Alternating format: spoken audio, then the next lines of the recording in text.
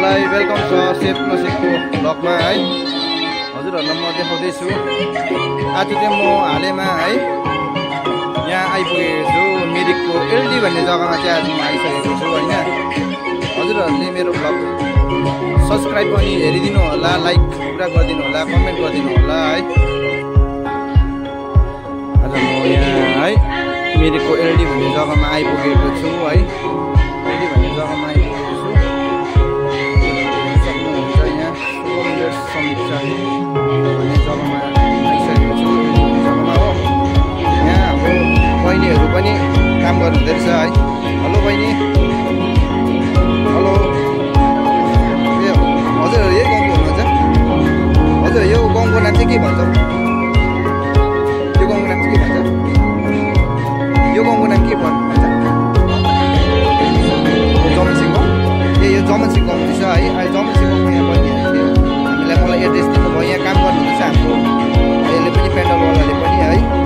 हजुरहरूले अब हेर्दै गर्नु होला। म जाँदैछु अब हाम्रो किचनपट्टि। किचनमा अब हाम्रो के गर्दैछ हाम्रो साथीहरूले है। यहाँ हेर्नु सक्नुहुन्छ है।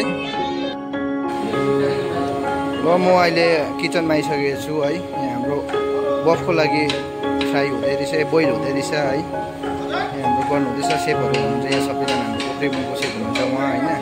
यहाँ हाम्रो फ्रेन्च फ्राईको लागि कटिङ गर्नुहुन्छ साथीहरूले गर्नुहुन्छ। सबै सामानहरू हेर्नु सक्नुहुन्छ। भोलि कटिङहरूको सामानहरू यहाँ मसरुमहरू पनि तपाईँको कटिङ भइसकेको छ होइन। बफ छोइलाको लागि बफ छोइला दिइसक्यो आइटम है। त्यही हेर्दा बफ छोइलाको लागि कटिङ बोइल भइरहेको छ। सेपले चिकन उयो गर्दैछ। हाम्रो खास भनेको आइटम चाहिँ के रहेछ भन्दा भनेको आइटममा चाहिँ रहेछ तपाईँको पक्सीले बफ गर्ने चिकन। हाम्रो आइटम दिइहाल्नु भयो है। भिडियो गरिरहने छु।